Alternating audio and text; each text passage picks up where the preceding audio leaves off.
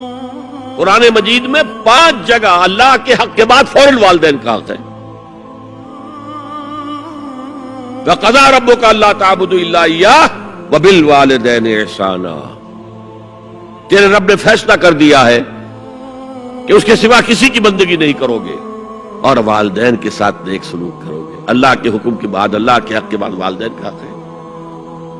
سورہ لقمان میں انشکر لی ولوالدیک، شکر ادا کرو میرا بھی اور اپنے والدین کا بھی.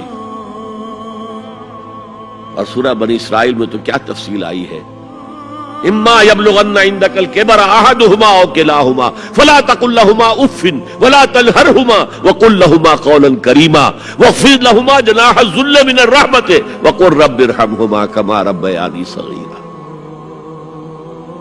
اگر تمہارے والدین میں سے ایک یا دونوں تمہارے پاس بڑھاپے کی عمر کو پہنچ ہی جائے، انہیں کبھی اف تک نہ کہنا، دل نہ توڑنا ان کا، چھاتی چوڑی کر کے بات نہ کرنا، ان سے کندھے جھکا کر بات کرنا، ادب سے گفتگو کرنا. قل لہما قولا کریما واخفض لہما جناح الذل من الرحمہ، اپنے کندھوں کو جھکا کر رکھنا. اور پھر کہنا، اللہ سے دعا کرنا، رب ارحمہما کما ربیانی صغیرا، پروردگار میرے ان والدین پر رحم فرمائیو جیسے کہ انہوں نے مجھے پالا تھا جبکہ میں چھوٹا سا تھا. تو خاندان کے نظام کو مستحکم کرنے کے لیے 3 ڈائمنشنز ہیں. جیسے ایک کمرہ ہے، چوڑائی ہے، لمبائی ہے، اونچائی ہے. پہلے تو شوہر اور بیوی کے درمیان بانڈ آف لو. اب یہ شوہر اور بیوی پیرنٹس بن گئے ہیں، والدین بن گئے، اولاد آ گئی. سیکنڈ ڈائمنشن ایڈ ہو گئی، ادب، عزت. اور بہن بھائی ہیں، اخوت، جس کو کہ وہ کہہ رہا ہے جی ویلز بھی، فریٹرنٹی. خاندان کا ادارہ مستحکم.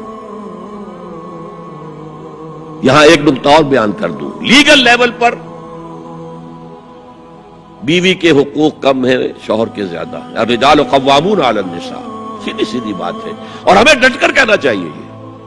یہ اس سے زیادہ معقول بات کوئی نہیں ہے. کسی ادارے کے 2 سربراہ برابر کے اختیارات والے نہیں ہو سکتے. لیکن اخلاقی طور پر جو ماں کا حصہ ہے، باپ کا حصہ اس سے 1/3 ہے. قرآن مجید میں آیا ہے نا، حملتہ امہ وہنا علی وہن وفصالہ فی عامین ان اشکر لی ولوالدیک. اسے اٹھائے رکھا اس کی ماں نے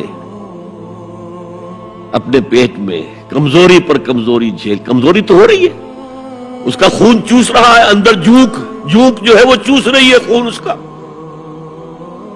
اور سب ماؤں کو تو اتنی نرشمنٹ موجود نہیں ہوتی کہ آپ پریگننسی میں اس کے لیے ضروری نرشمنٹ فراہم کر دیں. وہنن علی وہن، کمزوری پر کمزوری جھیل کر بھی اپنے پیٹ میں اٹھائے رکھا. وفصالہ فی عامین، اور پھر دودھ چھڑانا ہوا 2 سالوں میں. وہ جھونک جو ہے وہ پھر اس کی چھاتیوں سے چمٹ گئی. لہذا اس کا حق 3 گنا زیادہ ہے باپ سے. ایک صحابی حضور سے پوچھتے ہیں، حضور میرے حسن سلوک کا اولین مستحق کون ہے؟ فرمایا تمہاری والدہ. پھر پوچھا ان کے بعد کون؟ پھر کہا تمہاری والدہ. پھر پوچھا ان کے بعد کون؟ پھر کہا تمہاری والدہ. پھر پوچھا ان کے بعد کون؟ تو کہا تمہارے والد. 3 درجے. اور یہ جو فرمایا الجنت تحت اقدام الامہات، جنت تو ماؤں کے قدموں تلے ہے، یہ باپ کے بارے میں تو نہیں فرمایا. یہ ہے ایکویشن، بیلنس. اسلام قسط کی بات کرتا ہے، انصاف کی بات نہیں کرتا. انصاف تو یہ کہ آدھی روٹی ادھر دے دو، آدھی ادھر دے دو. انصاف ہے، یہ اچھی چیز ہے. یہ قسط یہ ہے کہ بوجھ اٹھانا ہے تو جو زیادہ قوی ہے اس کو زیادہ بوجھ دو اٹھائے، اور جو کمزور ہے اسے کم بوجھ دو. یہ قسط ہے. تو اسلام نے عورتوں پر ذمہ داریاں کم رکھی، ان کے اختیارات کم رکھے، لیکن اولاد پر حق ماں کا 3 درجے فائدہ.